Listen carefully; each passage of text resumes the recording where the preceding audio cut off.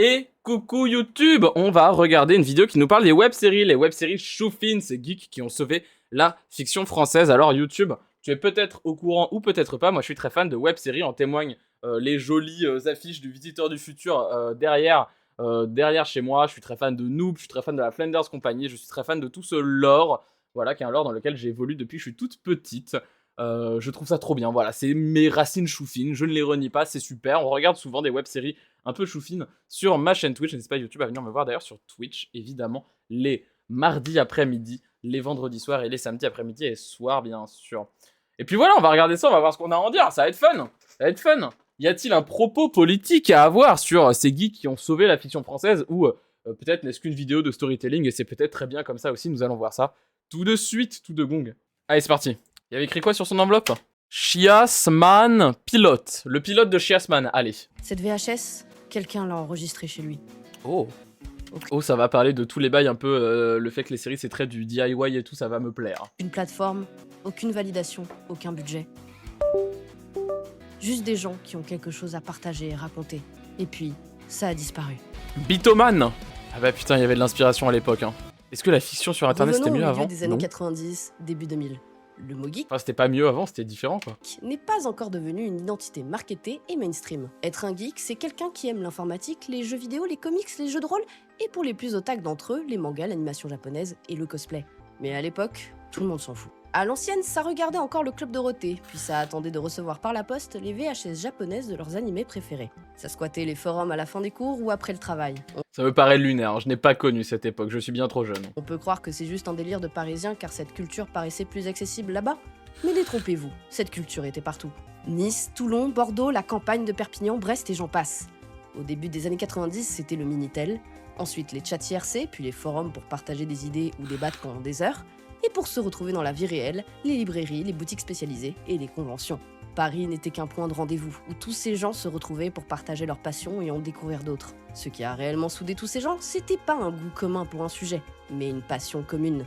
Les geeks de ces années-là, c'est des gens qui étaient à contre-courant du public qu'on voyait tous les jours. Des gens qui se définissent en opposition à la culture omniprésente mainstream et qui construisent leur monde à eux. Et c'est exactement ça qui va tout changer. Les gens ont commencé à créer. Pour l'instant, ça ressemble un peu à la vidéo d'Arcade où il fait une analyse queer du JDG. Et oui, cette phrase existe, oui, oui. Il faut bien comprendre le contexte technique de l'époque. On parle d'un temps où YouTube n'existait pas. Filmer, monter, diffuser, c'était une aventure logistique. Et pourtant... Une quoi de qui? Une analyse queer de JDG. C'est cette vidéo-là de Arcade, je vous la montre. Les geeks, la gauche et le joueur du grenier, cette vidéo-là. Excellentissime vidéo, je vous la conseille. Filmer, monter... Et dans cette vidéo, il parle notamment de la question de la marginalité des geeks pendant longtemps, qui est vachement incarnée par des figures comme le JDG, qui en vrai a connu cette époque de... où être geek c'était un truc marginal, c'était un truc mal vu, c'était un truc genre où tu te faisais un peu harceler dans la cour de récré et tout. Là où aujourd'hui, pour le coup, bah genre, c'est quand même vachement plus accepté quoi. Il y a plus grand monde qui va te taper parce que tu joues à CSGO, globalement. Ça arrive plus trop, voilà. Et du coup, Arcade mène une analyse un peu queeros du JDG et globalement des geeks de manière générale. Elle était méga controversée à l'époque, ouais, ça fait un petit peu de bruit, notamment dans le milieu queer, mais moi je la trouve très bien cette vidéo. Je sais pas si je suis d'accord avec tout. Je trouve que des fois il va peut-être un peu loin et tu sens que ça reste un peu par moments, ça tombe un peu dans la branlette intellectuelle, pour être honnête. Mais ça n'en est pas moins une vidéo qui est quand même très cool, qui est très intéressante, qui est très bien écrite et qui est très bien réfléchie. Force à Arcade, je l'adore. Texte technique de l'époque. On parle d'un temps où YouTube n'existait pas. Filmer, monter, diffuser, c'était une aventure logistique. Et pourtant... Attention, vous n'avez jamais rien vu de pareil. Une bande de potes fous furieux emmenés par Alex Pilote de Game One s'amusent pendant leurs vacances à tourner une série hallucinante, les Bitoman. Parodie de jeux vidéo, clin d'œil au grand classique de l'animation japonaise, les Bitoman débarquent sur Game One. Ça me touche! Alex Pilote est étudiant à l'ESRA de Nice en 1994. Lors de la cartooniste de la même année, une projection du film Marion a été annulée. Errant dans les rues de Toulon pour passer le temps avant de rentrer dans leur hôtel, il tombe sur un terrain vague. Deux personnes commencent à se battre, Alex sort sa caméra. Après un tournage d'1 quart d'heure, Alex rentre chez lui avec les rushs, ajoute les bruitages, prend une feuille de papier pour écrire le titre et le film. Mais c'est quoi Bitoman? Des super-héros niçois Je connais pas. en cosplay assumé à fond avec tous les codes du tokusatsu made in France. Le genre de projet qui n'aurait jamais dû exister si on prend les normes de production de l'époque. De magnétoscope VHS pour monter, des cassettes copiées à la main et pour diffuser, les conventions. Un exemple typique des problèmes que j'ai en ce moment. Alors vous regardez, le plan est bien monté, ça coupe, et là les gardes sont censés passer. Puis attention, ça stack. Voilà, ça c'est la merde du caméscope. D'où, seule solution, regardez bien, hop, je cale après qu'il passe, et après ça merde, être là. En 1995, les 5 premiers épisodes sont projetés à la Convention de l'Imaginaire Le montage sur VHS, des vieux geekos de l'époque qui faisaient du montage sur VHS, ça me touche. au lycée Camissé à Paris. Le succès et l'engouement sont immédiats. Ensuite, c'est la cartooniste à Toulon qui devient la scène principale où chaque nouvel épisode y est diffusé devant la même communauté qui les a vus naître. Les VHS s'échangent entre fans, il y aura un groupe de musique, des CD et une collection de cartes. La série a directement inspiré d'autres... Rudy Pomerade, incroyable, super, le réalisateur de la Flanders Company, je l'adore. de production amateur, Fabien Fournier avec Fungisoft, Simon Brochard avec les Capway Fighters, Rudy Pomerade avec les Guardians et même Davy Mourier qui reconnaîtra l'influence pour une case en moins. Et Il y a aussi eu Fabien Fournier de Noob, super. par la suite Oui, que quelqu'un offre un sub à Onyx, la pauvre. est arrivé France 5, qui est devenue une des productions emblématiques avec des gens qui se sont professionnalisés par la suite. En parlant de France 5, il est important de le présenter comme il se doit.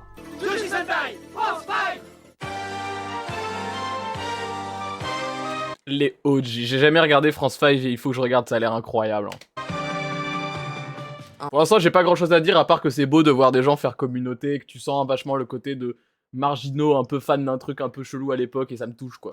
Il y a pas grand chose de plus à dire, y a-t-il vraiment une analyse politique à avoir pour le coup, je ne sais pas. Juste des gens qui font communauté et c'est beau en vrai. Un Sentai produit en France, en français, avec des costumes faits main, des effets spéciaux et une ambition qui a fini par n'avoir rien à envier aux productions professionnelles de l'époque. Alex Pilote est le réalisateur, le même qui avait lancé Bitoman 10 ans plus tôt. Le premier épisode est projeté à la cartooniste en avril 2000. La production a un effet dévastateur. Elle crée un modèle, et les tournages amateurs se multiplient dans son sillage. La série finit par atterrir au Japon, les fan clubs Doujinshi Et merci à Rennes pour le sub offert à Onyx, merci beaucoup.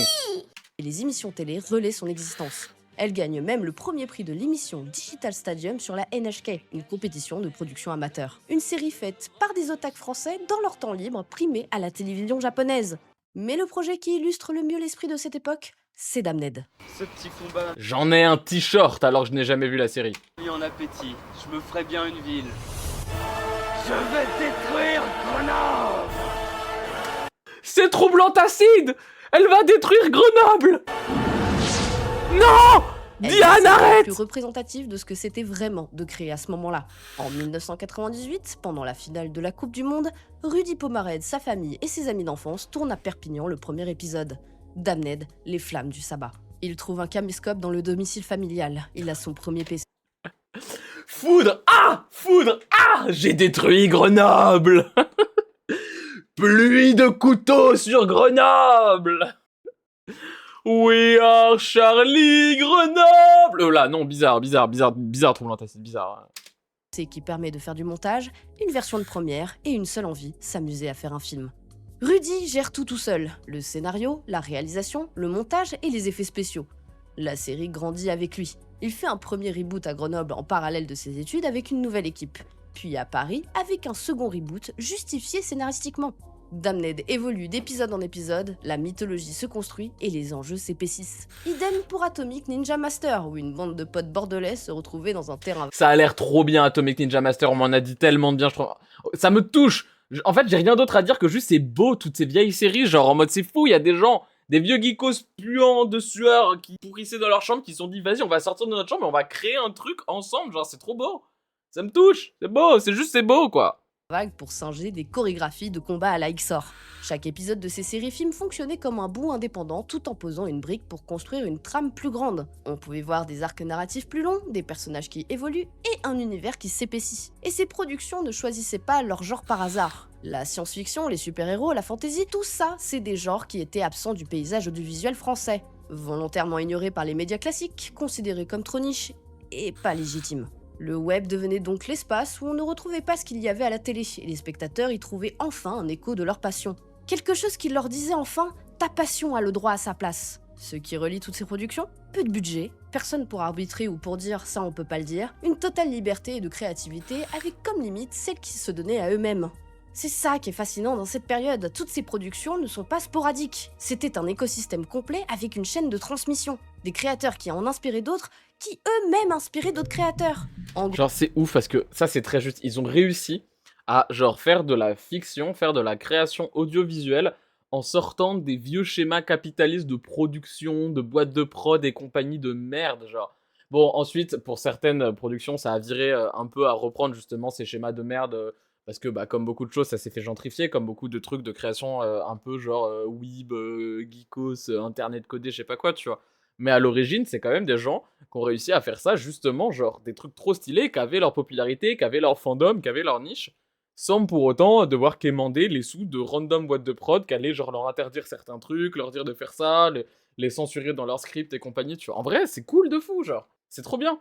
Et ça, c'est juste parce que c'est des gens qui ont fait communauté, qui se sont organisés collectivement.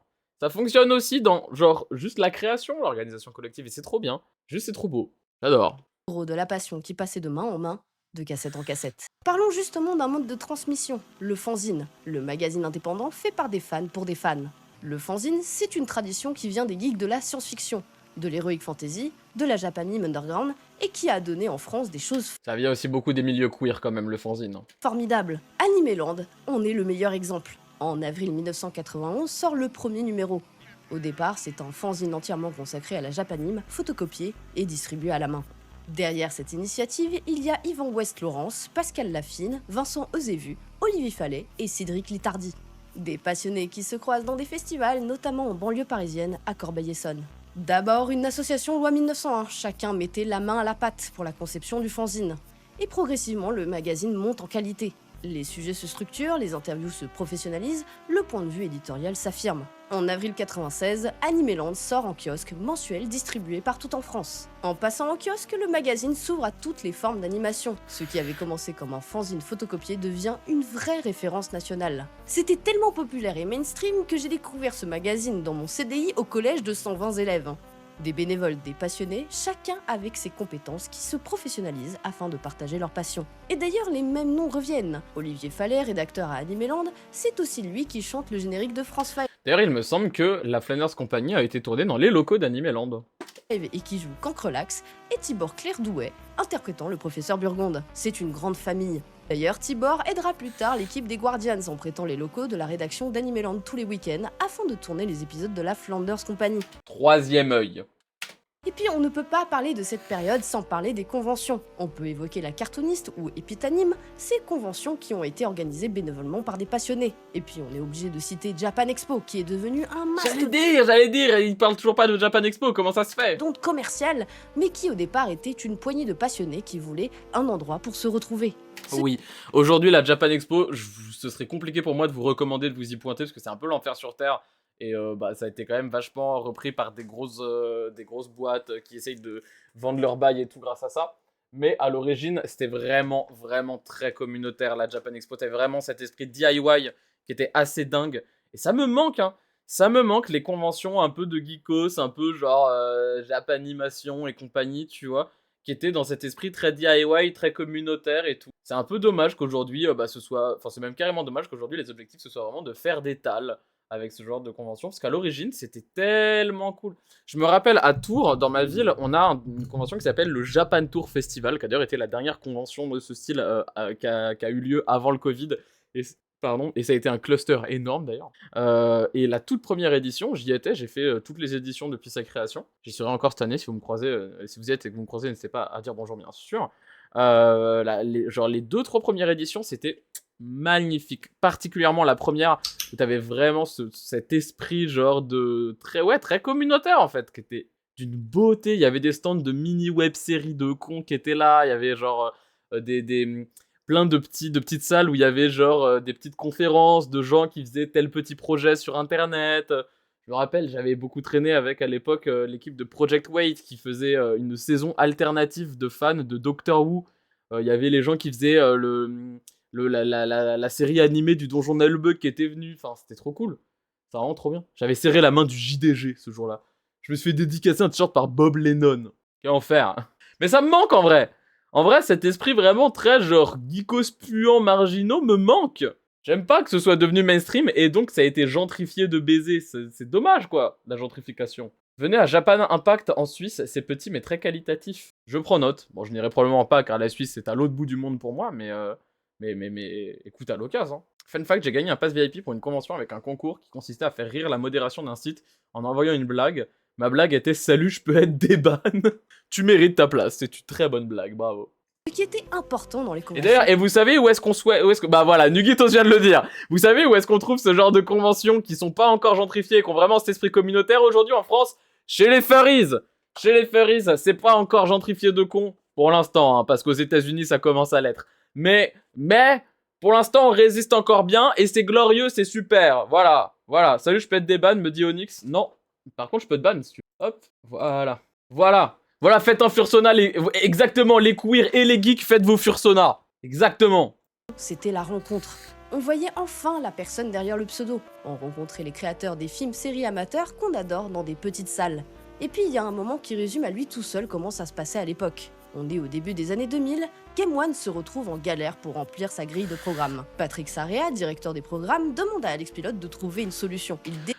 Regardez l'ancien logo de Game One, regardez les caméras éclatées de Game One, quelle époque. Décide de programmer la nuit du film amateur. Oh, la nuit du film amateur. Ah, ça dit des mots qui me grimpent le cerveau au bon endroit. Ok, c'est parti. Le vendredi 8 juin à partir de 20h50, c'est la nuit du film amateur sur Game One. On enlève tous les programmes et on met que des courts-métrages, des films amateurs, avec tous ces foufous là que vous voyez. Ils sont venus chez Game One, ils ont foutu le bordel, je vous raconte même pas, pire que le Dawa. Et ils ont tourné un court-métrage qu'on verra à la fin de la nuit du film amateur. Ça dure jusqu'à au moins 2h30, 3h du matin. C'est le vendredi 8 juin, soyez là à 20h50 pendant toute la nuit. L'idée est plutôt simple, diffuser des productions faites par des passionnés, des trucs qui n'ont aucune raison d'être diffusés à la télé habituellement. Sarrea lance un appel pour envoyer des films. Aujourd'hui, Game One, ça c'est genre turbo gentrifié, c'est vraiment là pour faire de la thune et c'est un peu dommage. Mais Game One, cette chaîne de télé, a vraiment eu cette place pendant longtemps de genre amener toute cette culture un peu web, un peu geekos et tout à la télé et ça me manque. Plus que Game One, ce qui me manque, c'est No Life. C'est fini Game One? Ah ouais? Non, j'apprends la mort de Game One là maintenant comme ça en direct? Vraiment? Non, pas possible, ça continue. Ça s'est arrêté. No Life, ça s'est arrêté, mais pas Game One. Non, Game One, ça existe encore. Non, ça existe encore. Ça existe absolument. Disparition 31 décembre 2025. Je vais pleurer. Je vais pleurer. Le groupe Paramount Network, qui détient la chaîne, annonce sa fermeture le 31 décembre 2025, ayant fermé à 21h55. Ah, cependant, la chaîne ainsi que J1 pourraient revenir dès 2026 avec un nouvel actionnaire, et Paramount Network France serait actuellement en négociation pour vendre les chaînes. Game One va revenir. Tel le phénix qui revient de ses cendres, Game One va revenir. J'y crois. Parce que déjà, quand No Life est mort, j'ai pleuré. La chaîne No Life, qui était la 123 à l'époque, c'était vraiment cette chaîne dédiée genre vraiment aux geekos, surtout fans de Japon, pour être honnête. Game One, c'était un peu plus généraliste, c'était un peu la porte d'entrée et tout. Et No Life, c'était la chaîne bien spécifique. C'était incroyable, No Life. 101%, génial. Sekatsuka, magnifique. Tout était bien, tout était génial sur No Life. J'adorais, j'en ai des t-shirts de No Life. C'était super. Il y avait ça à la télévision, genre. En mode, est-ce que je peux retrouver des extraits de No Life pour vous montrer? Oh waouh. Archive chaîne No Life, total ordre chronologique, 3629 vidéos. Il y a quelqu'un qui a archivé le plus de trucs possible. Oh waouh. C'est absolument dingue. Wesh. Ah là là, je sens tu pannes avec la main collante. Onyx, arrête! J'ai connu Game One, mais pas No Life. Moi, pour le coup, Game One, c'était, j'adorais, mais j'étais vraiment cette fan de No Life plus que tout. Il y avait beaucoup des potes à ma famille qui bossaient à No Life, et du coup, genre, c'était vraiment ma chaîne de télé d'enfance, quoi. Non, mais attendez, mais il y a tellement de vidéos. Oh, c'est ouf! Il y a des trucs de plusieurs heures, il y a des trucs de 30 secondes. Ça ressemblait à ça, No Life, c'était fou, genre.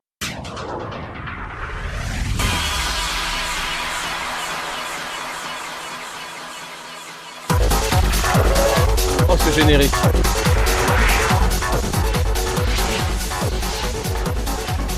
Oh, ce générique. Pardon? Davy Mourier. Waouh! Alors Blazovic, je te laisse Ça a mal vieilli, ça a mal vieilli. filmer l'événement et l'envoyer à No Life. Voilà, on regarde les news. On s'en doutait depuis quelque temps en raison des grosses Regardez comme difficultés c'est fou. financières d'Atari, l'éditeur américain va fusionner dans le courant de l'année avec sa maison mère, Infogrames. Une opération qui devrait coûter... Et ensuite, ça parlait d'actu vidéoludique, d'actu de tout ce qui était, je sais pas, les animés, les mangas, les figurines, il y avait plein de trucs, plein de trucs. Genre, ils avaient des envoyés spéciaux au littéral Japon, en mode genre, c'est ouf. Tout ça avec aucune thune. No Life, ça n'y avait aucune thune, il y avait quasiment aucune pub parce que personne voulait foutre des pubs sur leur chaîne. Parce qu'en vrai, il y avait pas grand monde qui regardait, genre. Parce qu'en fait, les geekos de l'époque, ils regardaient sur internet, tu vois, ils regardaient pas la télé. Et ils ont fait ça à la télé quand même. Et c'est ouf. Pour moi, c'est l'ancêtre des web TV, en fait, No Life, tu vois. Genre, c'était trop bien. Et du coup, tous les lores un peu web série et tout tournaient beaucoup autour de cette chaîne, comme autour de Game One. Genre, c'est incroyable. Genre, ça me touche beaucoup cette époque. Ça me manque. Je trouvais ça trop cool comme projet. Là, il y a pas longtemps, une grande partie de l'équipe de No Life s'est rassemblée pour faire un live sur Twitch pour je crois que c'était les 10 ans de la fin de la chaîne, un truc comme ça. Je crois que la chaîne s'est arrêtée en 2016 de souvenir. Et ils ont fait un petit live pour les 10 ans ou les 15 ans, un truc comme ça sur Twitch qui était très cool. Enfin, genre, ça me manque. Ça me manque, c'était bien. J'aimais bien brancher ma télé et regarder les dernières actus du monde des figurines, des figurines articulées. Je m'en branle des figurines articulées, mais il y avait des passionnés qui en parlaient sur ma télé, c'est trop bien. Sur quelle chaîne de télé on peut trouver ça? On va pas trouver ça sur genre France Télévisions, sur TF1 ou sur n'importe quelle chaîne de con en vrai. C'était trop bien que ce genre de truc existe, voilà. Game One recevra des cassettes, des CD par la poste. Surtout ce qui arrive dans Et j'ai découvert Noob sur Game One, sur No Life, avec une soirée où ils ont diffusé les genre 3-4 premières saisons de Noob, et j'ai découvert comme ça. pour envoyer des films. Game One recevra des cassettes, des CD par la poste. Surtout ce qui arrive dans les locaux de Game One. Le média Origami a refait des 100% avec les présentateurs de l'époque, donc il y a 3 100% exclusifs. J'adore cette info, elle me met très bien. Seulement 4 films sont retenus. Malgré le fait qu'on mettait en avant des productions amateurs, il y avait un vrai regard et une vraie sélection. Au final, c'est un carton. Le CSA appelle même la chaîne pour la féliciter. Et le truc le plus fou, c'est qu'en diffusant des productions amateurs françaises, Game One atteint par accident le quota de production française imposé par le CSA. Ce que ça nous dit, c'est qu'il y a une audience réelle à ce genre de programme habituellement boudé par l'audiovisuel mainstream, et que même des institutions comme le CSA le reconnaissent. Tout ce qu'on vient de voir, les productions amateurs, les fanzines, les conventions, ça existe dans un écosystème précis. Et cet écosystème finit par produire quelque chose d'inattendu, parce que les gens dont on parle depuis le début, ils grandissent, ils se professionnalisent, et ils se souviennent d'où ils viennent. Allez les gars, plus que quelques secondes. Enfin une télé. Mais en même temps, évidemment qu'il y a une audience. Dites-vous bien qu'à l'époque, c'était une niche qui était assez genre diversifiée, assez éclatée à travers le territoire français, qui était pas du tout centralisée. Et là, il y a un soir, on a proposé genre tout plein de création de cette niche-là en même temps, au même moment. Genre, c'est comme si, je sais pas, aujourd'hui sur le Twitch de gauche, il y avait, je sais pas, genre, une soirée de débat qui était organisée avec tous les gens de Twitch de gauche. Tout le monde, même les gens qui sont en embrouille, tout le monde est là. Tout le monde est là et je sais pas, genre débat face à des droitards de manière unie, tu vois. Ce serait dingue. Il y aurait des stades de fou, tu vois. Parce que c'est une niche qui est complètement, genre, éclatée à travers plein de trucs et qui se serait rassemblée. Bah là, c'est pareil à l'époque, c'était fou. Putain, par contre, la gueule du stream. C'était... non, je vais pas dire de nom. Mais tout le monde. Tous les gens de gauche. Et de gauche, proche comme loin. Tu sais, tu mets Raz, mais tu mets aussi Jean Massier. Et entre les deux, il y a, je sais pas, qui c'est que je peux trouver qui a rien à voir, genre qui est encore plus différent, mais qui est aussi dans... Et infâme, voilà. Et Antoine Goya, c'est ça. T'as 3 sièges à côté, il y a Raz, Antoine Goya, Jean Massier. Et derrière, il y a tout le monde. Tout le reste, ils sont là et ça tourne. Oui, bien sûr, il y a Infâme, il y a Klemovic, il y a Bad Mulch, il y a tout le monde. Oui, Medoli, oui, bien sûr, La Fange est là aussi, oui, tout le monde. Imaginez l'audience que ce serait de rassembler toutes les communautés. Est-ce que le stream serait bien? Je pense pas. Je pense que ce serait chiant et inaudible. Mais le fait que ça existe rendrait les gens dingues. Et Modem qui se refait Sardoche en légende. Les Avengers, je sais pas. Je sais pas parce que je pense que si ça c'est les Avengers, on va avoir Civil War très très vite. En vrai. Super Smash gauche. Oui, voilà, exactement. Suicide Squad, plutôt. Qui est qui? Non, on va pas faire ce jeu, Mais voilà, ça rendrait les gens fous, tu vois, genre, bah là, c'était ça, mais en plus, avec une niche qui avait pas d'embrouille en interne, qui était très heureuse de pouvoir se côtoyer, tu vois. Ça serait fou. Enfin, non, ça, c'était fou. Ça, c'était dingue. s'adresse à nous. Yeah, une chaîne de geeks pour les geeks. No Life, le nouvel Eldorado, quoi. C'est une chaîne de télé. Attends, j'ai pas fait gaffe qu'ils allaient parler de No Life. Thème précis. Et cet écosystème finit par produire quelque chose d'inattendu. Parce que les gens dont on parle depuis le début, ils grandissent, ils se professionnalisent et ils se souviennent d'où ils viennent. Allez, quelques secondes. Enfin une télé qui s'adresse à nous. Yeah, une chaîne de geeks pour les geeks. No Life, le nouvel Eldorado, quoi. C'est une chaîne de télé faite par des gens vraiment comme nous. Faut enfin nous laisser la parole. Tada Bon bah... Bienvenue sur No Life. Ouais. Lancé le 1er jour. La vidéo de lancement, c'est ça. C'était ça, la vidéo de lancement de No Life. Les premières images de No Life, c'est ça. Est-ce qu'on peut s'arrêter là-dessus? Le côté DIY, le côté communautaire est tellement fort. Parce que, d'accord, c'est un gag, c'est drôle. Mais le gag, il veut dire un truc. Là, concrètement, ce que le gag, il dit, c'est... On aimerait trop qu'il y ait une chaîne de télé qui parle des sujets qui nous touchent, que ce soit fait par des gens comme nous, qu'il y ait cet esprit communautaire qui soit retransmis à la télé. Eh ben, vu qu'on aimerait trop, on n'a pas le choix. Faut le faire nous-mêmes. Et on le fait. C'est ça qu'il veut dire, ce gag. Et c'est trop beau. C'est super beau, en vrai. Ça me trouve le cul comment c'est beau, genre. L'union de la gauche de Glucksmann à Troublant Acide. Calmons-nous. J'ai dit de gauche. Bref, c'est fou. Ça me rend folle. Je suis fan. Je pourrais pleurer si j'étais pas en train de crever de chaud. Bienvenue sur No Life. Ouais. Ouais. Lancé le 1er juin 2007 par Sébastien Ruchet, Alex Pilote, Cyril Lambin et Suzuka Asaoka, le même Alex Pilote qui filmait Bitoman dans un terrain vague à Toulon en 1994. Des gens qui se connaissent depuis le Minitel, depuis la convention de l'imaginaire, depuis la cartooniste. C'est un ovni dans le paysage audiovisuel français. Une chaîne thématique entièrement dédiée à la pop culture japonaise et aux jeux vidéo, pensée par et pour les initiés. Une chaîne qui assume, qui va en profondeur. Les plus puristes ont quand même gueulé sur les forums, parce qu'elle se voulait aussi accessible aux néophytes. Mais c'est ça, No Life. Même en essayant d'être accessible, elle restait trop pointue pour la télévision normale. Et pourtant, elle obtient une reconnaissance réelle. On l'appelle parfois l'Arte des geeks. C'est sur Oui. cette chaîne que Rudy Pomared, le même qui tournait Damned pendant la Coupe du Monde 98 à Perpignan, propose Flanders Company en 2008. L'idée traînait dans les cartons depuis des années, née d'un délire entre potes pendant le tournage de Damned 3. Les tournages se font le week-end parce que tout le monde a un boulot à côté, et la série est diffusée sur une vraie chaîne de télévision. Puis diffusée une heure plus tard sur la plateforme Watt TV.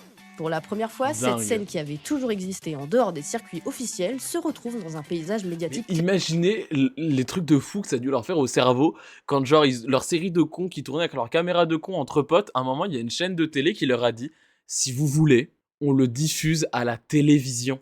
Et c'est pas une chaîne de télé qui cherche à les exploiter. C'est une chaîne de télé qui vient les voir en leur disant on aimerait bien diffuser ça à la télévision parce que nous on regarde individuellement et qu'on est fan et qu'on est pareil. C'est dingue. Genre, ça me touche. Ça me touche juste. Oh, mauvaise caméra. Classique. Et la Flanders Company n'est pas un cas isolé. YouTube et Salut, Dailymotion Nimia. ouvrent un nouvel espace où la fiction amateur trouve un public encore plus large. Il y a Noob, qui était aussi diffusé sur No Life, puis sur YouTube. Et French Nerd avec Le Visiteur du Futur, J'ai jamais su dire non, et La Théorie des Balls. Des formats courts, des séries web. La fiction amateur est partout, elle est accessible et encore une fois, se professionnalise. C'est la période charnière. L'écosystème qu'on a décrit depuis le début atteint son apogée. Ils ont fait un épisode de la Flanders Company et du Visiteur du Futur en live à la Japan Expo, c'est dingue. C'est fou, ça me touche, je pourrais pleurer. Et puis, quelque chose change. Eh oui. Donc avec tout ça, les communautés... Ça, c'est une bonne question. Aujourd'hui, on a plus ça. Aujourd'hui, on a plus beaucoup de créations dans ce style sur Internet. Tout, c'est en vrai. Est-ce que la vidéo va dire ça? On va voir. Mais pourquoi est-ce qu'on n'a plus rien comme ça? Pourquoi est-ce qu'on n'a plus les Visiteurs du Futur, les Flanders Company, les Damned, les trucs comme ça? Par gentrification, en vrai. Ça s'est gentrifié. Aujourd'hui, les gens veulent plus faire de la création sur Internet. Les gens veulent de moins en moins faire de la grosse fiction sur Internet, ça parle plus aux gens. C'est pour ça aussi qu'on a plus les Golden Moustache, les Studios Bagel, les trucs comme ça, et qu'on a plus grand chose qui va en ce sens. Aujourd'hui, ce qui fonctionne, c'est le fit and fun, c'est les vidéos React, c'est les trucs de storytelling aussi, ça fonctionne un peu, vous savez, les trucs à la The Great Review, ou les traits d'horreur de Squeezie, les vidéos de Feldup. Attention, c'est très bien. Les Feldup, je suis hyper fan de son contenu. Comme tout le monde, les vidéos de Squeezie, je les regarde dès qu'elles sortent. Les traits d'horreur, je les attends à chaque fois. The Great Review, je suis un peu moins fan, mais je reconnais qu'il y a un contenu qui est très qualitatif, tu vois. En mode, le problème n'est pas est-ce que les vidéos sont bonnes ou mauvaises. Mais par contre, la fiction sur Internet, en tout cas la fiction audiovisuelle, ça a disparu. Et ça me fend le cœur. Est-ce qu'on peut revenir à ça? Parce que c'était trop cool de pouvoir avoir un espace où on pouvait faire de la création et la partager en sortant des dièses de boîtes de prod de cons. C'était beau, c'était touchant. Quand je pleure devant la web-série Pokétrousse de Didi Chandouidoui, sa première série qu'il a faite là, on avait react à ça sur ici il y a un petit moment, toutes les VOD pardon sont dispo sur ma chaîne YouTube et je vous encourage à aller les voir et je vous encourage à regarder cette série. En vrai mes VOD sont cool. En vrai mes VOD sont vraiment cool parce que ça se voit que je suis très touché je trouve quand on les regarde.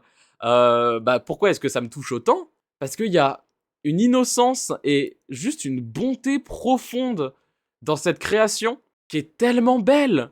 Il avait une caméra, des idées plein la tête, et il s'est dit, je vais les partager, c'est trop bien.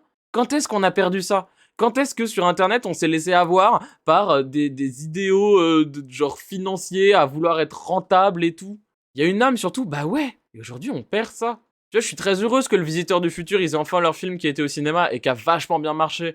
Je suis très heureuse que des mecs comme Florent Bernard, ils puissent pareil faire des films, qu'ils puissent avoir du succès et tout. C'est cool que ce milieu se professionnalise pour beaucoup de gens que j'ai suivis depuis très longtemps. Mais je regrette aussi que ça se fasse au détriment de la création sur Internet. Est-ce que c'est vraiment les séries qui sont responsables? Après, je sais pas, il y a aussi des problèmes algorithmiques, hein.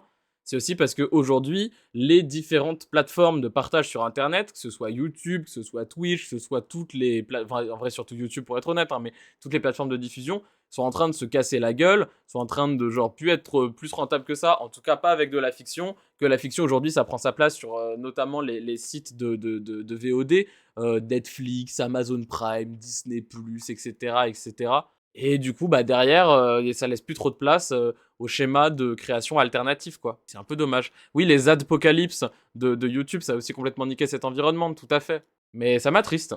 Ça m'attriste et j'aimerais bien qu'on puisse revenir à de la création audiovisuelle sur YouTube. Le dernier truc, en vrai, en termes de création de fiction audiovisuelle important, en tout cas, qu'on a eu sur YouTube, c'est Crost et Chromat qui riment de bâche. Et ça va faire un petit moment. JDG un peu aussi.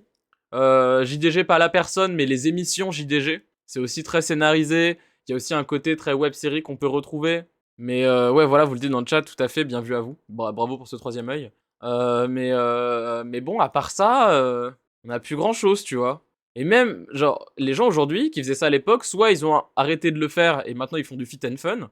Des mecs à la McFly et Carlito, à la, je sais pas, les Natou, les trucs comme ça et tout. Soit, Seb aussi, beaucoup, il faisait pas mal de trucs de fiction. Seb, il a complètement arrêté. Soit ils se sont professionnalisés, ils sont partis d'internet et aujourd'hui ils font des trucs au cinéma, ils sont scénaristes, ils sont réalisateurs, ils travaillent avec des grosses boîtes et bon je suis contente pour eux, je suis contente pour ces gens-là et j'espère que ces gens qui ont bercé mon enfance aujourd'hui ils sont heureux et ils vivent bien et ils se plaisent dans leur travail et ils sont épanouis. Mais du coup moi par contre j'ai un manque de contenu en ligne et ça m'attriste. Mais bon je dis ça, début janvier vous avez levé 12 000 balles. Qui sait ce qui peut arriver? Chut. J'ai 2-3 petits projets. J'ai pas vraiment commencé à taffer dessus, mais j'ai pas mal d'idées de trucs de fiction que j'aimerais bien mettre en place. On va bien voir. Et les productions, la reconnaissance de la télé, comment on arrive à une disparition quasi totale en moins de 20 ans? Il y a une supposition qui tient vraiment la route. Les productions amateurs ont percé parce qu'elles permettaient à toute une communauté de se reconnaître. Non mais attendez, vous dites teasing et tout, je tease rien. Pour l'instant, il y a rien d'acté de trucs que je vais faire. Mais par contre, je m'en suis jamais caché. C'est d'ailleurs un des premiers trucs qu'on a dit dans le Forge Event, que j'ai dit d'ailleurs, je veux faire de la fiction. La fiction est un des concepts que l'humanité a inventé, un des concepts artistiques qui me touche le plus. Le concept de fiction, je trouve ça dingue, ça me renverse le cerveau et je veux en faire, et je veux faire de la fiction audiovisuelle sur internet qui reprend cette âme très DIY de l'époque. Je m'en suis jamais caché, je l'ai répété à de nombreuses reprises. Je vous avais dit un jour j'aimerais continuer ma fan série sur Pokétrousse, là, le truc de Didi Chandouidoui. Donc voilà, il y a rien de prévu pour l'instant, juste voilà, c'est un truc que j'aimerais faire à terme. Et je pense que ça vous plairait. Dites-moi si ça vous plairait de voir Médoli actrice, Médoli comédienne. J'ai des talents de comédienne, hein. Vous le sachez pas trop, mais j'ai été comédienne, moi. Mon plus grand regret, la fin de Pokétrousse, ouais, c'est clair. Oui, ça vous plairait, ouais, vas-y. Je ferai ça un jour. C'est pas pour tout de suite, j'ai d'autres projets en l'état. Mais bien sûr, YouTube, dis-le moi dans les commentaires si t'aimerais me voir faire de la fiction, me voir jouer la comédie. C'est pas pour tout de suite, mais ça arrivera, oui, bien sûr. Et oui, de toute façon, je l'avais promis à Didi Chandouidoui, tout à fait. L'intro de l'iceberg de Mathieu Sommet. Est-ce que je l'ai encore? Attends, est-ce que je l'ai encore? Je suis pas sûr. Si je l'ai, ça va être ici. Est-ce que je l'ai encore, cette intro? J'ai des vieux extraits de quand je faisais des tests sur OBS et des vieux extraits de stream. Attendez, bien sûr que je l'ai. Bon, là, le jeu d'acteur, il est 0 sur 20. Je connais Rétro Découverte, pas du tout. Absolument pas. Ok les meufs, on a besoin... C'est ridicule, mais j'avais pris tellement de plaisir à faire ce truc-là. Ok les meufs, on a besoin de faire une intro comme les youtubeurs chouffins des années 2010. Est-ce que vous avez des idées?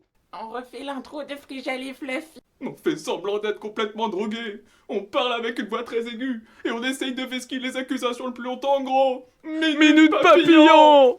Lorenzo en a fait une carrière? Mais non. On fait un reveal de pied. Ouais. Y a aucune accusation sur Lorenzo, hein. C'est juste une blague dans le truc. Non, surtout pas. Quoique, ça pourrait plaire au chat. Hein. On n'a qu'à faire une chanson. Je n'ai actuellement pas de chaussettes. C'était l'époque. Waouh! Waouh! Wow, non. Définitivement non. Si j'avais fini ma puberté, on aurait pu refaire l'intro de J.L.O.L. Ouais, j'aime bien quand elles ont la voix grave et les épaules très carrées. Et une pomme d'Adam. La pomme, le fruit interdit. Ok les meufs, vous commencez à prendre cet exercice un peu trop au sérieux et ça commence à me faire peur. Non, on a besoin d'une intro qui soit rapide, amusante. On fait un iceberg ce soir. Faut que ça soit efficace. Mais les icebergs ont tous fondu. On n'a pas fait assez de pipi Pipi sous dans la douche.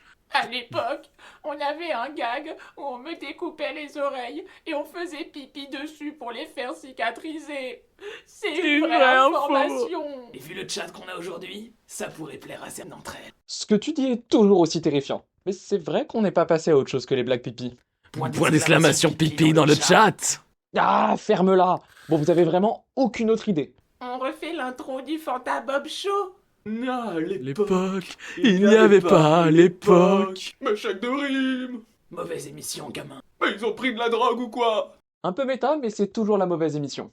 Bon, je sens que je vais le regretter. Mais t'as une proposition, toi? On pourrait demander leurs pronoms, puis obtenir un consentement verbal tout en prêtant attention aux signes non-verbaux, pour s'assurer que ce consentement préalable a été obtenu dans le cadre d'une relation libre et éclairée. Ouais. Quoi? C'est pas parce que j'adore baiser que je suis pas woke? Mélenchon 2027, gamin. Non mais laissez tomber, c'est déjà trop long de toute façon. Comme ma bite. Ah, allez, iceberg de Mathieu Sommet. Salut les gocs, quoi de neuf sur la toile? On va voir ça tout de suite. Musique très forte après.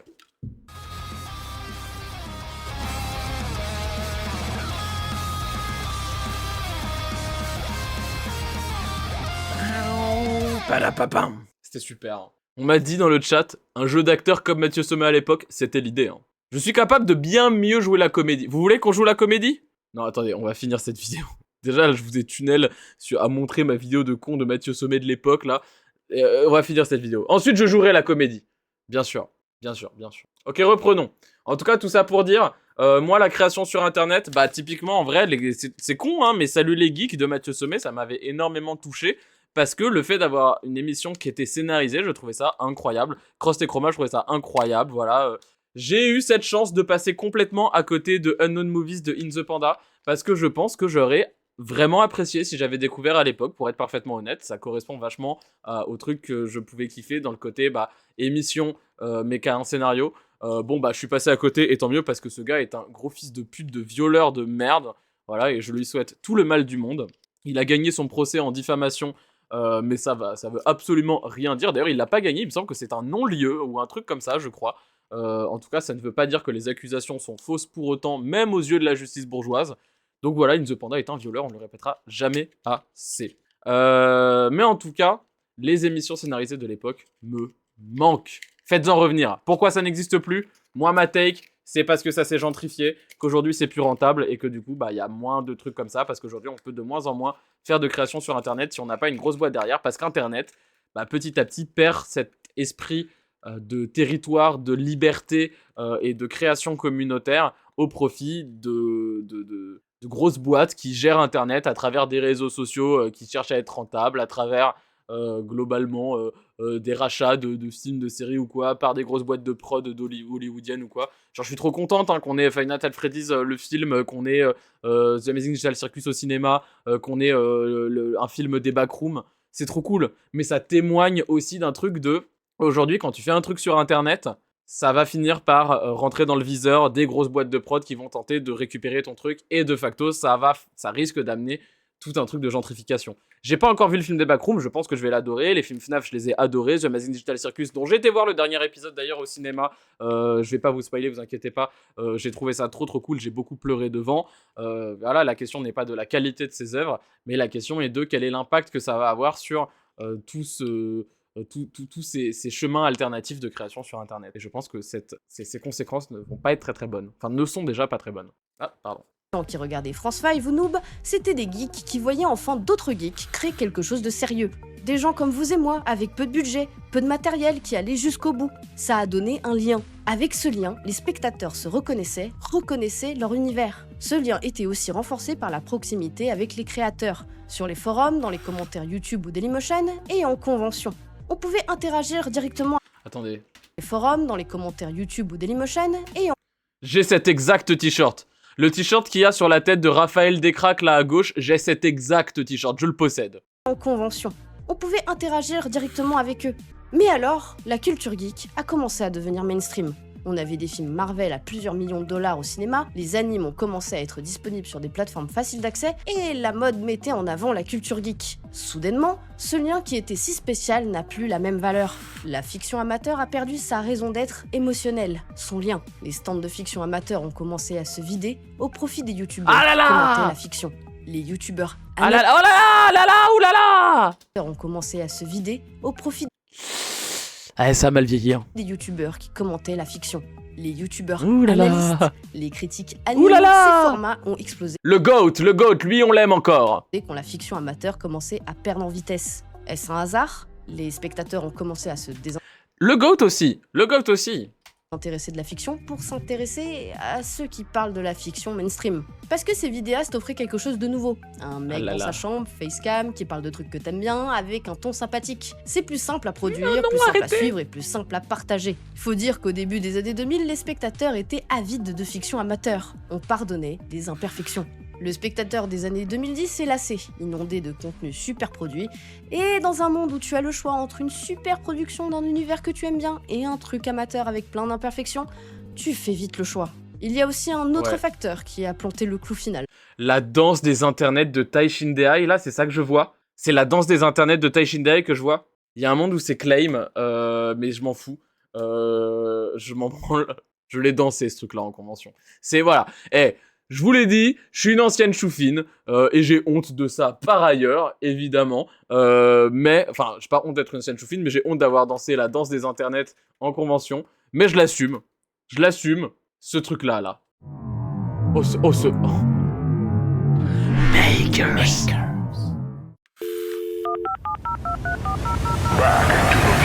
Bonjour et bienvenue sur Internet. Mad Dog, le GOAT. Un des seuls qui a pas de truc au cul. Pokéball, Pikachu. Pokéball, Pikachu. Oh, quel enfant. Oh, Pikachu. Do a barrel roll. Allez tout le monde, on joint les deux mains en l'air. On saisit le bâton, on va le planter dans le sol. Le balrog ne passera pas. Tous avec moi. You shall not pass. Et on sautille 2 fois sur chaque pied.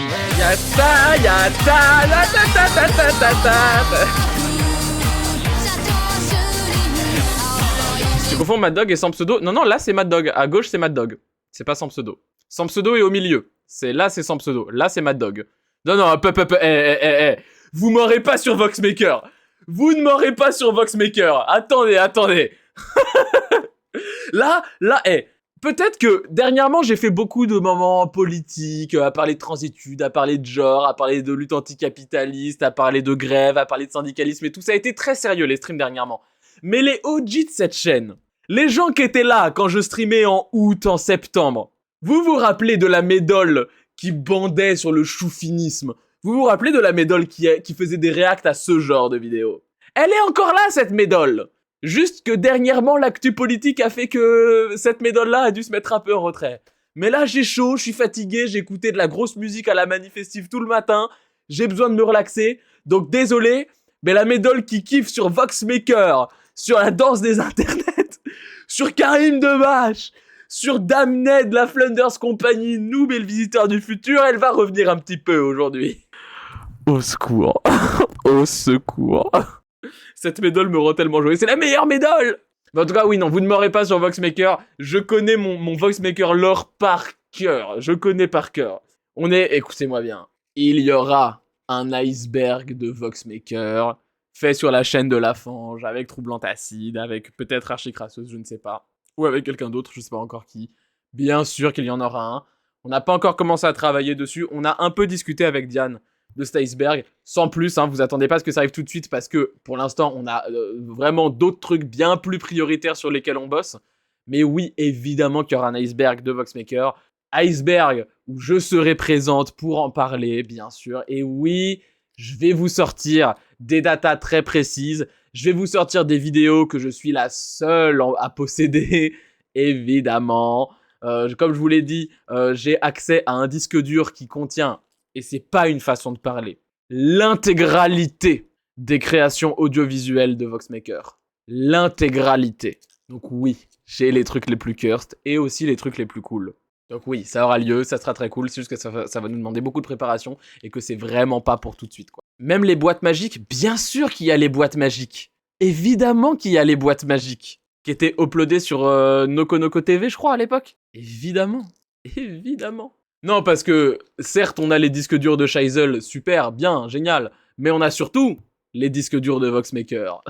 On a juste archivé des trucs. Enfin, j'ai juste archivé des trucs. En vrai, pour être honnête. Les seuls Voxmakers que j'ai jamais suivis, c'est MJ et l'Ermite Moderne et un peu Mad Dog. J'étais très fan de Mad Dog. Je regarde plus trop. J'avoue, aujourd'hui, je regarde vraiment plus grand monde de Voxmaker. Est-ce que je regarde encore des gens de Voxmaker, même? Non, hein. La dernière personne de Voxmaker que j'ai dû regarder, ça devait être 1, 2, 3 Lunatique. Et bon, bah... voilà, quoi. Compliqué. Je regarde plus 1, 2, 3 Lunatique, étrangement. J'ai arrêté de regarder, je me demande bien pourquoi. Mais du coup, je regarde plus personne aujourd'hui, donc j'avoue, je suis plus du tout au courant.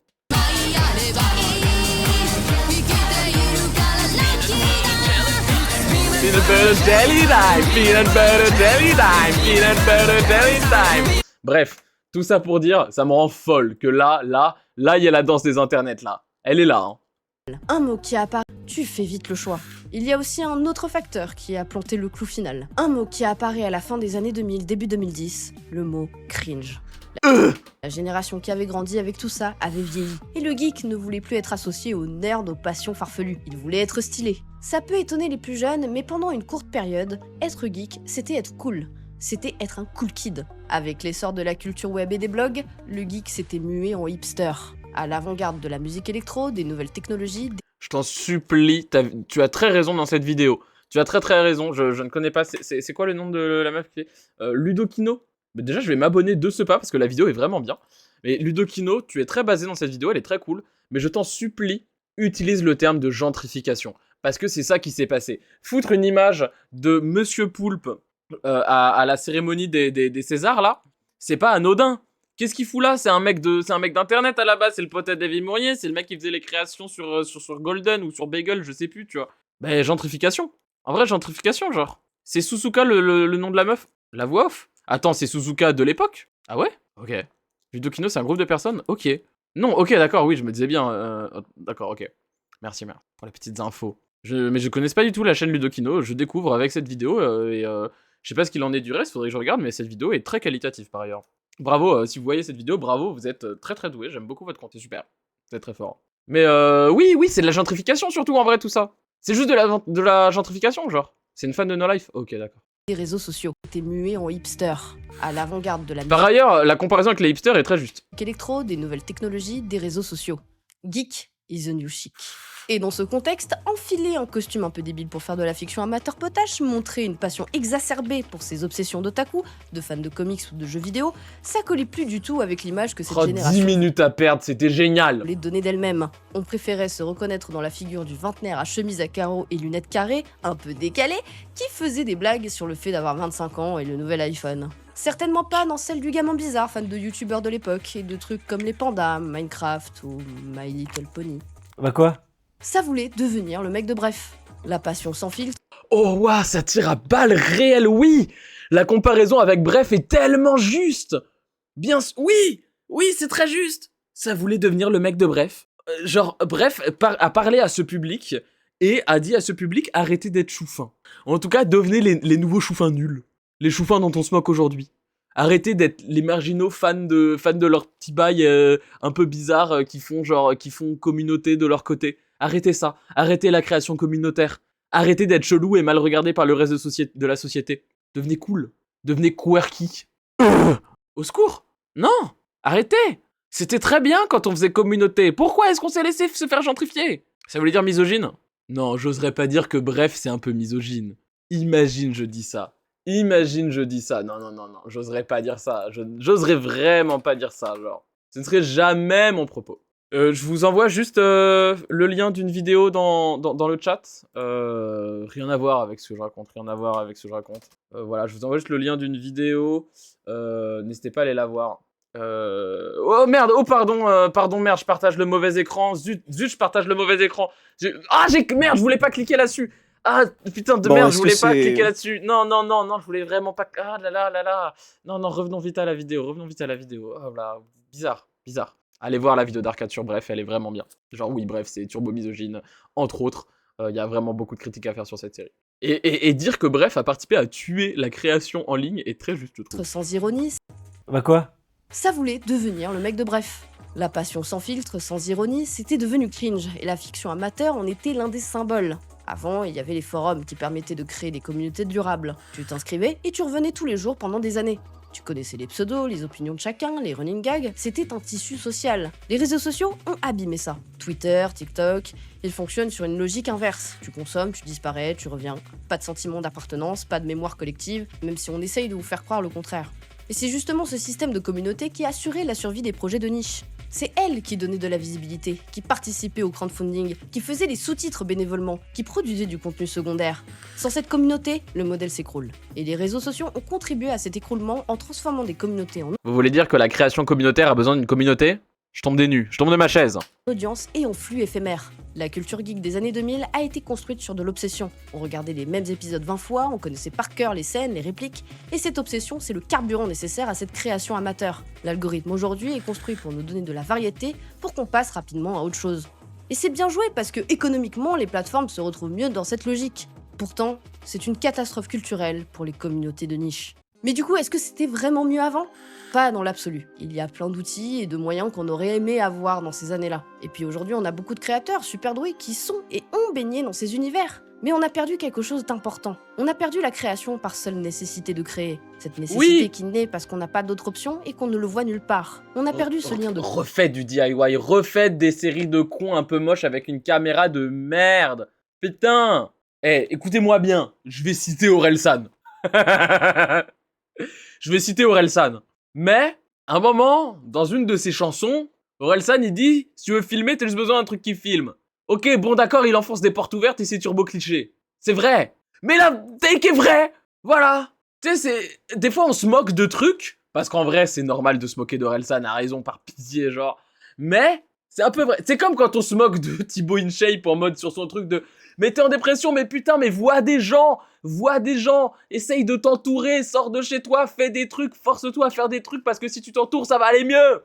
Oui, d'accord, c'est ridicule parce que c'est Thibaut InShape qui le dit, mais c'est vrai, il a raison, c'est pareil avec ça. Arrêtez d'attendre de formuler un gros projet à une boîte de prod pour voir si finalement ça va passer ou ça va pas passer. Putain de merde, on a plein d'outils sur internet et il y a plein de gens qui veulent faire plein de trucs. Oui, tu sais quoi, je vais citer Feldup, très juste Simmertz. Je vais citer Feldup, prenez une caméra et faites des trucs. C'est trop bien. Rien ne peut me rendre plus heureuse que quand je vois des gens de la communauté de la Fange, là, qui, genre, font des trucs, qui montrent un peu leur création. Dans mon Discord, il y a un canal à récréation, qui à la base a été créé pour envoyer des fanarts de ma gueule, et très rapidement, c'est devenu juste un canal de partage de vos créations. Ça me touche tellement. Bien sûr que les fanarts me touchent énormément, je les sauvegarde tous sur mon PC, je les regarde de temps en temps, enfin ça me touche énormément, merci beaucoup à toutes les personnes qui en font. Mais quand vous envoyez vos trucs, putain de merde, ça me fait gêne, je pourrais pleurer. Je pourrais pleurer de vous voir créer des trucs, c'est d'une beauté. D'autant que je vois très bien c'est quoi vos profils, on a le même, on est solo dans notre chambre à dépérir et à moisir sur place avec vieux shit de merde, des tasses de café pas lavées, des 8-6 vides qui traînent, enfin genre on se sait.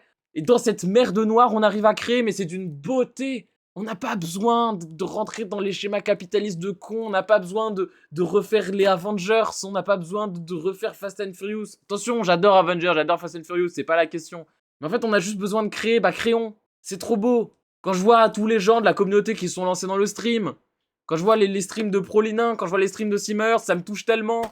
Quand je vois, c'est Simmers qui fait de la création 3D, c'est trop beau. J'ai vu, je crois c'est Akatobi qui a fait une BD sur le chien de Quicos. Bah déjà Akatobi tu dessines trop bien, c'est trop stylé. Genre quand je vois Nugitos qui fait des fursuits, qui dessine, c'est trop bien. Ça me touche tellement. Tout est trop beau. Et là c'est les pseudos qui me viennent en tête là tout de suite, mais il y en a tellement. Quand je vois genre Easy Sim qui traîne dans tout ce qui va être un peu truc visuel et tout. Quand je vois Redflix qui fait des trucs sur le Discord, enfin genre c'est trop bien. C'est magnifique.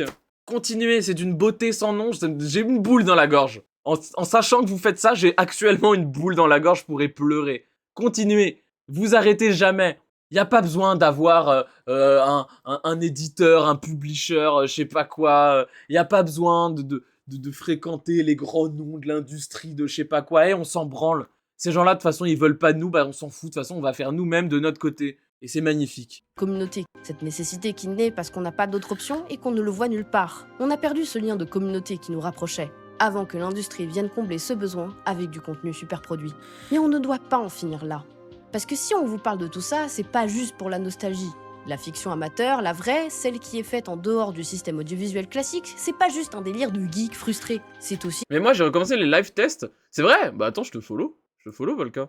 Comment je peux faire ça ici? Oh, waouh! Pardon, j'ai cliqué sur ta chaîne. Suivre, voilà. Je savais pas, trop bien, ça fait trop plaisir. Une question politique, parce que qui raconte les histoires, Attends, quoi? Attendez.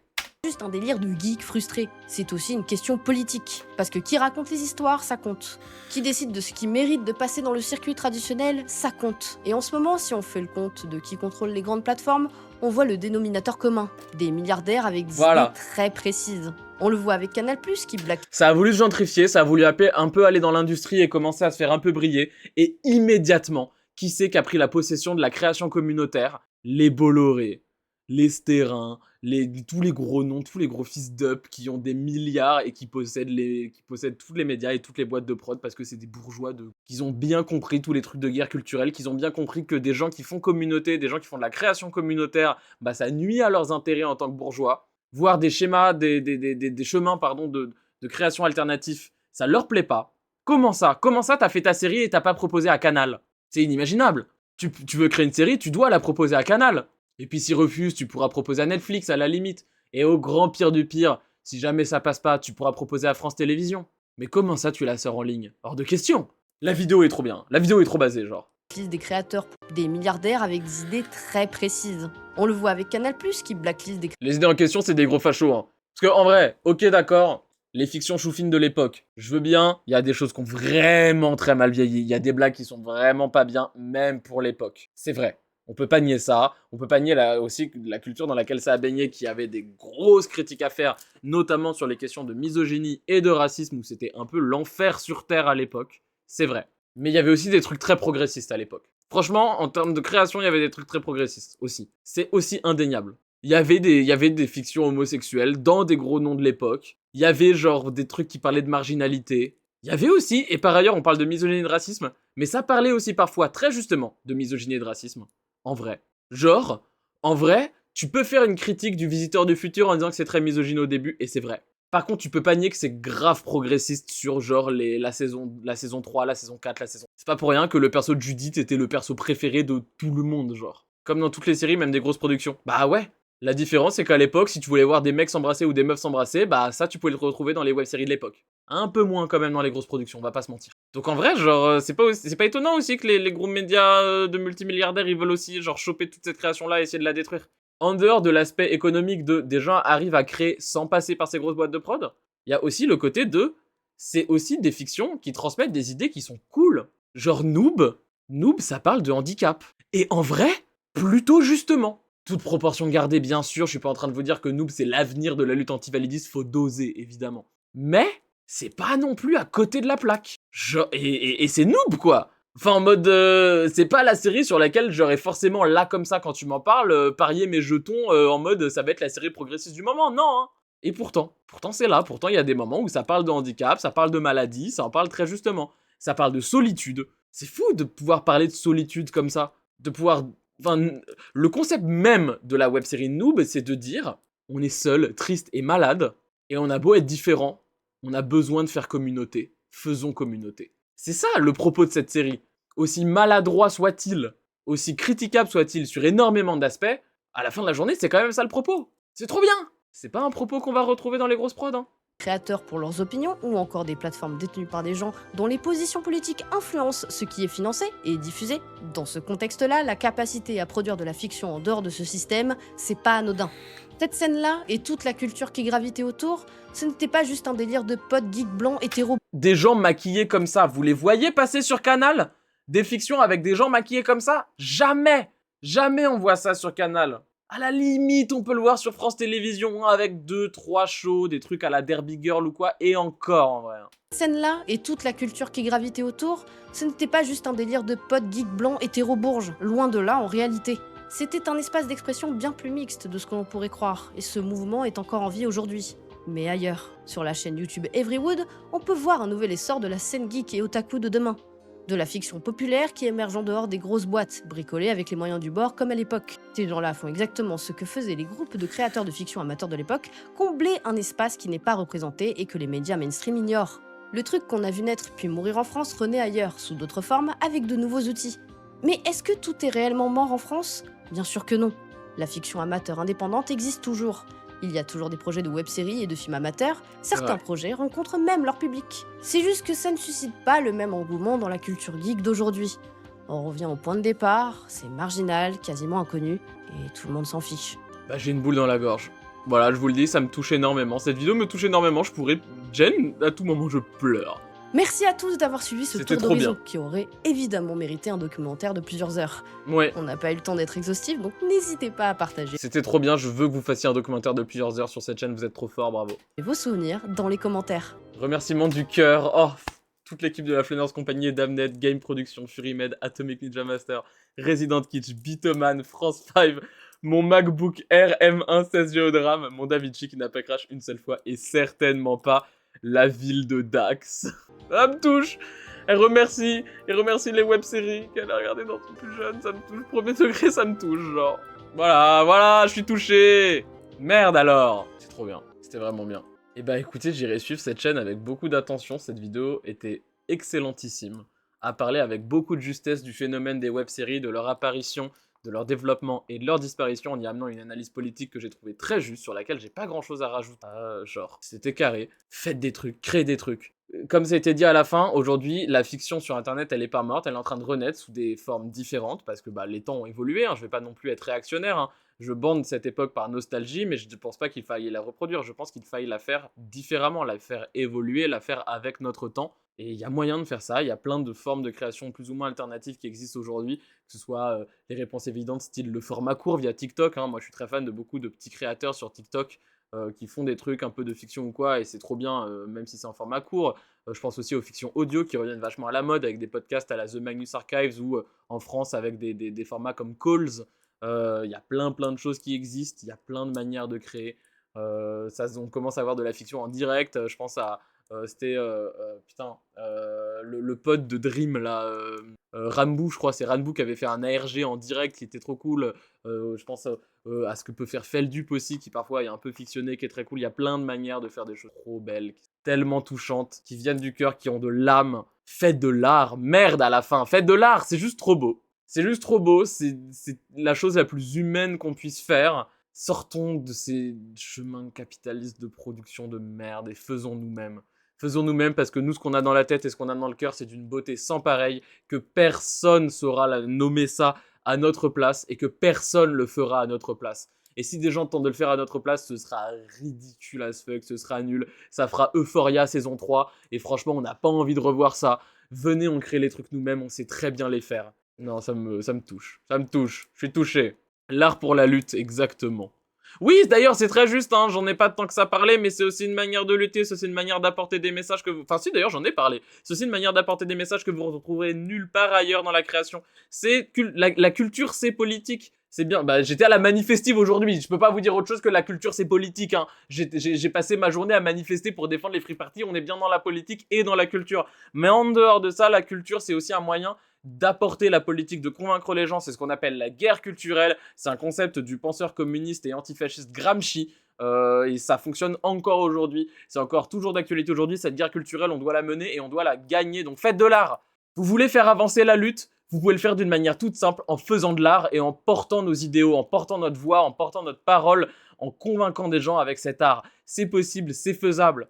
Et ça se fait, il y a déjà des créations comme ça qui se font dans des chemins alternatifs. Tiens, j'ai parlé du Amazing Digital Circus, de Glitch Production, de ce genre de boîte-là, qui justement essayent d'un peu passer au travers, tu vois. C'est trop bien, c'est incroyable. J'ai un peu râlé sur le film des Backrooms, mais en vrai, c'est produit par A24, qui est une super boîte de prod qui justement essaye de passer par des chemins alternatifs, qui essaye de pas forcément être dans des logiques de rentabilité de con, et qui grâce à ça a pondu parmi les plus grands classiques du cinéma récent. Everything Everywhere All at Once.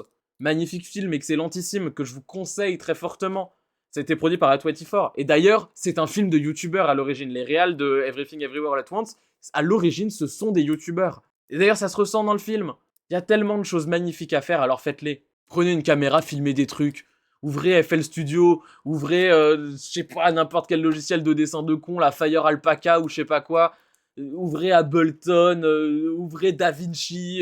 Il y a plein de choses à faire. Il y a tellement de tutos en ligne, de gens qui veulent vous aider, qui veulent faire avec vous. Faites de la musique, faites du dessin, faites de la vidéo, faites de la fiction. Écrivez des trucs, des bouquins, des fanfictions, ce que vous voulez, je sais pas, mais faites des trucs, ça me touche tellement.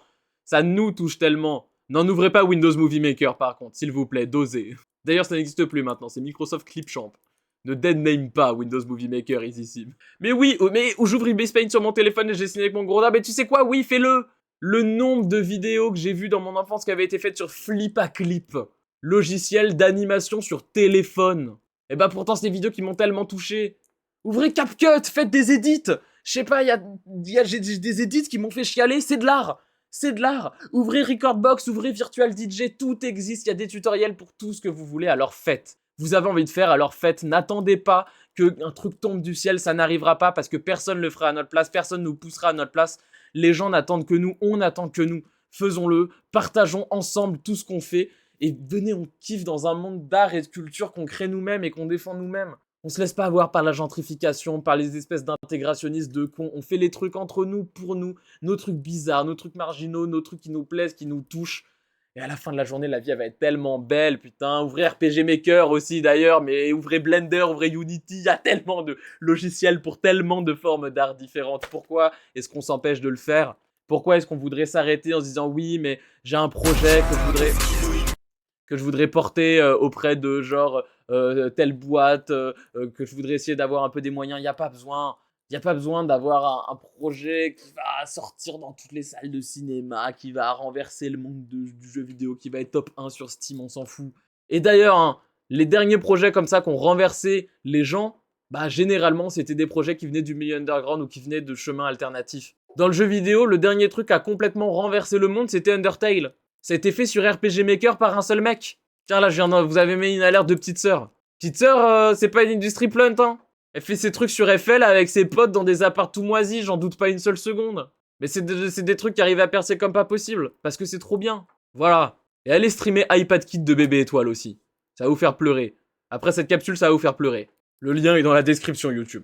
Et toi Twitch, je vais te l'envoyer dans le chat après. Bon, voilà, je vous l'ai dit.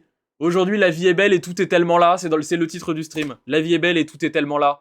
On a juste à un peu se le partager entre nous. C'est trop bien. Je suis trop heureuse. Faites des trucs. YouTube, je te fais des bisous.